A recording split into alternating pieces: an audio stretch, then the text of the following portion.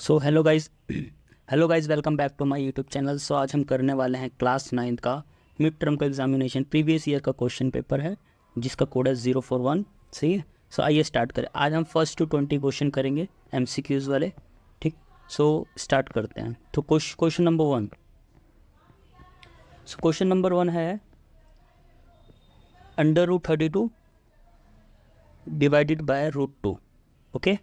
सो इस क्वेश्चन को करने के कई तरीके हो सकते हैं, लेकिन हमें एक बात पता होगी, जब a to the power m divided by b to the power of m ऐसा कंडीशन होती है तो इसको हम a बाय b m लिख सकते हैं ना।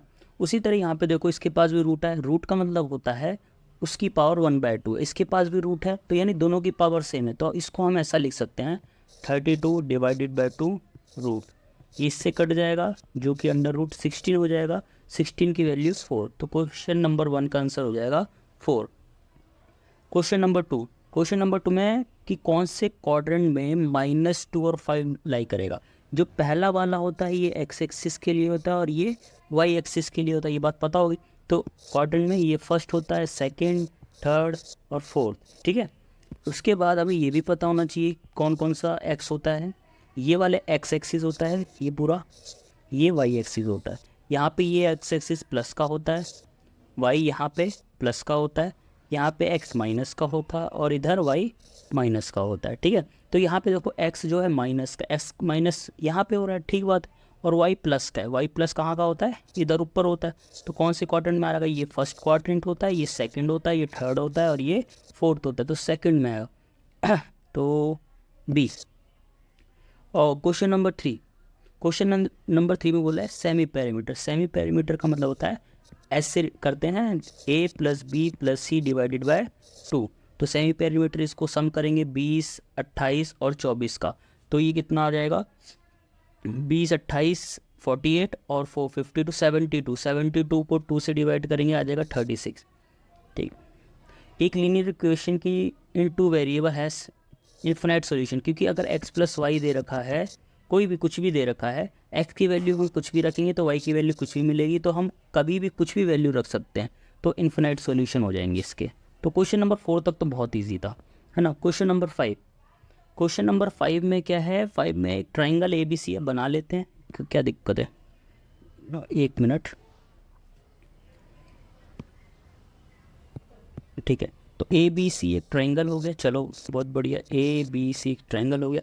Angle A is 80 degree. ठीक है। Angle AB = BC। ठीक है। ओके। AB = BC, तो एंगल C बताना है। ये अब एक चीज़ ध्यान में रखो, ये वाली साइड और ये वाली साइड भी दिख रही है, ये दोनों साइड, ये साइड और ये इक्वल है, तो इनके द्वारा बनाए गए एंगल भी कैसे होंगे, इक्वल होंगे। ठीक है। तो ये भी सी एंगल कितने का हुआ, 80 का, और ए एंगल हो जाएगा 20 का। ठीक है। लेकिन हमें कौन सा एंगल पूछा है इसके अंदर, एंगल सी, तो उस हिसाब से एंगल सी कितने का हुआ, 80, क्योंकि अगर ये 80 बना रहा है तो ये भी बनाया, क्योंकि ये दोनों साइडें इक्वल है। दोबारा बता देता हूँ, अगर दो ट्राइंगल में दो साइडें अगर ये और ये इक्वल है तो इनके द्वारा बनाए गए एंगल भी इक्वल होंगे, याद रखना। तो इसका आंसर कितना जाएगा, 80। सॉलिड की ये तो सपोज 3D होता है ना। इरेशनल नंबर क्या होता है, इरेशनल नंबर वो नंबर होता है जो नॉन रिकरिंग, नॉन टर्मिनेटिंग हो, उसको बोलते हैं। तो ये तो 3/4, देखो √9 का मतलब 3 हो जाएगा, 16 का 4, 3/4 तो सॉल्व हो जाएगा 0.75। तो ये तो इरेशनल नहीं है। √5 का 5 हो जाएगा, ये 49 का 7, तो बचा कौन, ये बचा। ठीक है। वैसे देखा जाए ये कैसे है, √15 को √3 × √5 लिख सकते हैं, ये भी एक रेशनल नंबर है, ये भी इरेशनल को इरेशनल से मल्टीप्लाई करोगे हमेशा इरेशनल नंबर मिलेगा। Question number 8। Angle is equal to its complement then the measure. Complement angle क्या होता है, जिन दो एंगल का सम 90 डिग्री। अगर मान लो समझ में नहीं आ रहा है तो मान लेते हैं अगर पहला कॉम्प्लीमेंट x है तो दूसरा भी x हो, क्योंकि दोनों एक दूसरे के इक्वल हैं, तो ये दोनों मिलके कितने हो जाएंगे, 90 डिग्री। ये x और x 2x, 90x 2 नीचे जाके डिवाइड, ये हो जाएगा 45, तो वैसे भी 45 डिग्री। ठीक है। Pooja draw a line passing through ABC। चलो पूजा ने एक लाइन बना दी, ऐसे करके बना दी। यहाँ पे ए है, बी है, ये पॉइंट सी है। ठीक है, मोनिका ने भी एक लाइन बनाई जो बी और सी से पास होती जा रही है। ठीक है, विच इज़ करेक्ट स्टेटमेंट, क्या ये ओनली मीट एट वन, क्या ये एक ही पॉइंट पे मिल रहे हैं? नहीं, यहाँ पे 2 पॉइंट पे मिल रहे हैं, तो पहला ऑप्शन तो गलत हो जाता है। The line only meet at one, नहीं, द लाइन ये एक दूसरे के परपेंडिकुलर कैसे, तो सीधी जा रही है। ये लाइंस आर पैरेलल, ये पैरेलल भी नहीं हो सकती, पैरेलल के 2 लाइन चाहिए ऐसे अलग अलग। तो ये कोइंसिडेंट, कोइंसिडेंट का मतलब है जो एक ही रेखा में हो, उसको बोलते हैं कोइंसिडेंट। कोइंसाइड, राइट, कोइंसिडेंट नहीं है। ठीक है, क्वेश्चन नंबर 10 करेंगे भाई। 10 में देखो क्या दे रखा है, 5 125। ठीक है, अब 125 का फैक्टर कर लेना, जो कि आएगा 5 to the 3, वैसे पता होना चाहिए। ठीक है, अब ये अगर पावर के ऊपर पावर है तो मल्टीप्लाई में जैसे, तो 3 से 3 डिवाइड हो जाएगा, तो 5 पावर -1। अब जब किसी की पावर माइनस में तो उसका रेसिप्रोकल कर दो, तो 1/5 इसका आंसर आ जाएगा, option number c. 11, question number 11 देखते हैं। क्वेश्चन नंबर 11 में है 2 स्ट्रेट लाइन है a b c d cut each other. तो देखो एक लाइन इधर से कट करी, एक लाइन इधर से कट करी, इसका नाम है ए बी, इसका नाम है सी डी। चलो कोई दिक्कत नहीं है, ये कट कर रही हैं कहाँ पर, ओ पे कर रही हैं। बी ओ सी, ढूंढो कहाँ है, बी ओ सी, ये वाला जो एंगल है, ये एंगल है 53, ये तो दिखेगा ही नहीं इसमें, एक मिनट, ये एंगल हो गया 53 डिग्री। ठीक है, क्वेश्चन में क्या पूछा है, क्वेश्चन पूछा है बी ओ डी का है, बी ओ डी यानी ये वाला पूछा। अब तुमको पता ही ये दोनों मिलकर कितना बनाएंगे, 180 डिग्री। तो अगर ये 53 है तो इसको हम निकालने के लिए क्या करेंगे, 180 डिग्री माइनस 50, स्ट्रेट लाइन हमेशा 180 बनाता है, तो इसको माइनस कर देना, कितना आ जाएगा, 127 डिग्री। ठीक है, अब अगला क्वेश्चन है एरिया ऑफ इक्विलेटरल ट्राइंगल। ये देखो बच्चों वाला क्वेश्चन, ये कई बार आया हुआ है। तो एरिया क्या होता है, इक्विलेटरल ट्राइंगल का एरिया होता है, एरिया जो इसका होता है √3/4 इंटू A²।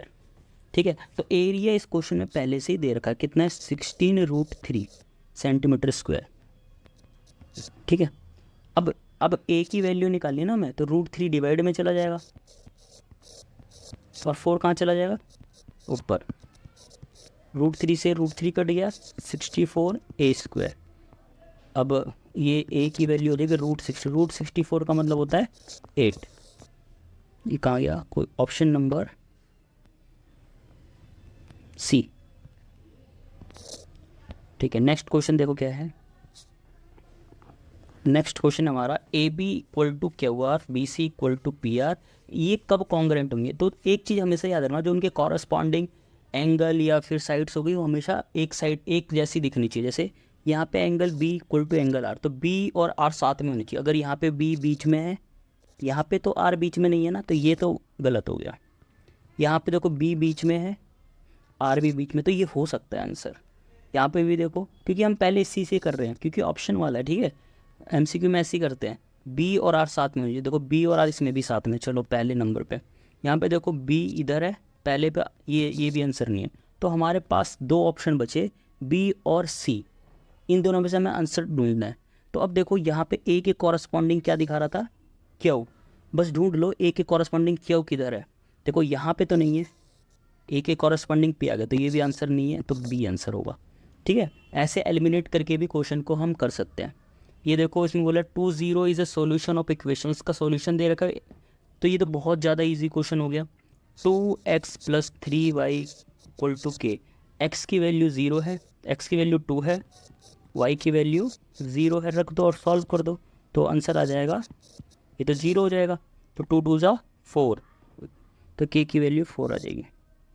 अब इसके अंदर बोला है which of the following is equal to x, x के इक्वल कौन सा। अब देखो ये x के इक्वल नहीं हो सकता, क्योंकि ये माइनस है, कोई रूल भी नहीं लग रहा है इसमें। ठीक है, ये चांस ही नहीं है इसका x होने का। कारण ये होगा कि इसमें कुछ am मल्टीप्लाई या डिवाइड का कोई एक्सपोनेंट पावर का कोई रूल नहीं लग रहा।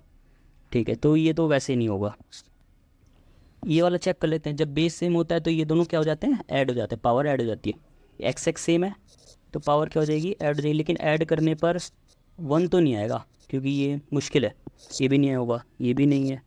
ये वाला चेक कर लेते हैं, √4, √2 का रूट का मतलब होता है उसकी किसी की भी पावर 1/2 है, इस चीज़ का ध्यान रखेंगे। यहाँ पे क्यूब है और इसका क्यूब की पावर ये हो गया 1/2 और उसकी भी पावर कितनी है 4/3। तो ये मुश्किल लग रहा है, ठीक है, तो इसको हम रखेंगे, लेकिन ये लग नहीं रहा। ये वाला चेक कर लेते हैं, तो ये वाला चेक कर लेते हैं, √x3 इसकी पावर 1/2 है, ठीक है, और इसकी भी पावर 2/3 हो जाएगी और उसके बाद ये रूट है, ठीक है। तो थोड़ा सा कॉम्प्लिकेटेड क्वेश्चन, तो सफाई से करते हैं, 1 मिनट को वापस देखो, यहाँ पे √3 है, x3 है, x3 के ऊपर रूट है, रूट की मतलब 1/2 है, ठीक है। फिर उसके ऊपर भी क्या है 2/3 है, ठीक है। फिर उसके ऊपर क्या है रूट है, ये क्वेश्चन है। तो यहाँ पे ये हो जाएगा इन दोनों को क्योंकि पावर के ऊपर पावर मल्टीप्लाई, तो ये हो जाएगा x की पावर 3/2, ठीक है। यहाँ पे कितना है 2/3, ठीक है, 3 से 3, 2 से 2, तो ये कितना आंसर आ जाएगा, अभी भी रूट है तो ये √x हो जाएगा। तो ये तो नहीं है, बी नहीं है, बी भी नहीं है, इसका मतलब सी होगा। सी देखते हैं सी है कि नहीं है। अब ए नहीं है, बी नहीं है, डी नहीं है, तो सी तो पक्का। वैसे तो हमें आगे बढ़ जाना चाहिए सी पे लगा, लेकिन चेक कर लेते हैं है कि नहीं है, ठीक है। तो एक्स है, वेट एक मिनट, 10 ले लेते हैं, ठीक है। तो इसको भी चेक कर लेते हैं। तो x3 इसकी पावर देखो रूट है तो 1/2, फिर इसके पास 4/3, फिर इसके ऊपर एक बड़ा सा रूट है। अब देखो ये इसको सॉल्व करेंगे हम लोग, x3 1/2, तो ये कितना हो जाएगा x 3/2। फिर क्या बचा इधर 4/3 बचा, 3 से 3, 2 से 2, तो यहाँ पे 2 बचा, x² √, तो यहाँ पे देखो क्या बचा हुआ है x²√, ठीक है। अब हमें पता है √2 को हम क्या लिख सकते हैं, रूट को हम क्या लिख सकते हैं 1/2, 2 से 2 कटा तो आंसर सी आ जाएगा, ठीक है, आ गया, ठीक है। अब लिखा हुआ है एप्सिस का जो है एप्सिसा, इसका है 2 है और ऑर्डिनेट है 3, यानी ये एक्स एक्सिस वाली बात होती है, ये वाई एक्सिस को बोलते हैं, याद रखना। और एक्स एक्सिस पे 2, और तो जहाँ पे एक्स प्लस का हो और वाई माइनस का हो, तो एक्स प्लस का किधर होता है, देखो इधर एक्स प्लस का होता है, वाई इधर प्लस का होता है, ये माइनस का होता है एक्स पर इधर। तो जहाँ पे ये प्लस का एक्स इधर प्लस का होगा और वाई माइनस इधर, तो ये कौन सा क्वाड्रेंट है बच्चे, 4th क्वाड्रेंट। या दूसरा तरीका ये है, तो बस तुम्हें पता लगाना है कि 2x कहाँ होगा, मान लेते हैं इधर होगा, और माइनस का किधर होगा, इधर ही होगा, तो यही आंसर है 4th quadrant. A number is rational if decimal representative, सबको पता है नॉन टर्मिनेटिंग नॉन रिकरिंग, ठीक है, यही हमारा आंसर हो जाएगा। रेशनल तो तभी बनेगा जब वो नॉन टर्मिनेटिंग हो और नॉन रिकरिंग हो। 18 पे आते हैं, 18 पे आते हैं,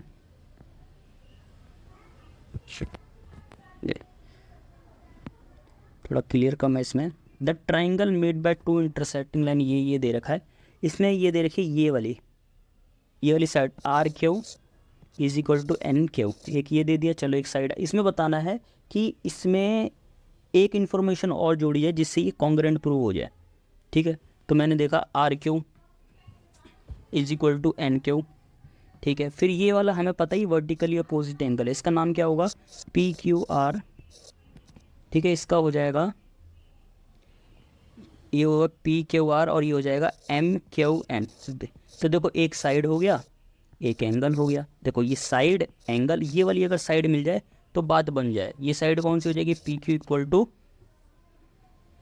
QN या MQ, एक ही बात है, ठीक है। तो ऐसा, तो ये ऑप्शन नंबर बी में दिख रहा है, ठीक है। चलो और भी ऑप्शन चेक कर लेते हैं, जैसे लिखा NQM PQ, ये तो पहले से गिवन है, तो ये तो हो नहीं सकता क्योंकि ये तो साफ साफ दिख रहा है वर्टिकली अपोजिट एंगल है, ठीक है। फिर उसमें QPR, ठीक है, ये एंगल हो जाएगा, फिर ये गड़बड़ हो जाएगी, ठीक है। तो ऑप्शन नंबर बी है, बी ही हुआ, ठीक है, क्योंकि कौन सी प्रोबेबिलिटी, साइड एंगल साइड की, ठीक है। क्वेश्चन नंबर 19 में है, AOD 70 है, BOC 110 है। तो ये तो साफ साफ गलत बात है यार, ये तो वर्टिकली अपोजिट एंगल है।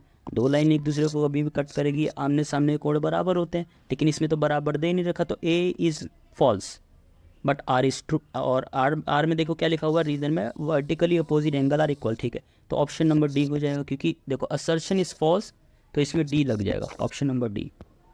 There are finite number of line which passing through, ठीक है, यहाँ से ये भी बात सही है। द लीनियर, ये भी बात सही है, लेकिन इसकी कोई करेक्ट एक्सप्लेनेशन नहीं कि यहीं से ही पास करेंगे। इन फिर जो लीनियर इक्वेशन टू वेरिएबल है, इसी पॉइंट से सारे थोड़ी ना पास करेंगे, पता नहीं कितने पॉइंट्स होंगे। तो इसका आंसर हो जाएगा दोनों सही हैं, दोनों ही सही हैं। कहाँ कौन सा होता है, दोनों ही सही हैं, ऑप्शन नंबर बी, इसका बी हो जाएगा, ठीक है। अब हम नेक्स्ट पार्ट में आगे क्वेश्चन करेंगे। सो अभी के लिए थैंक यू।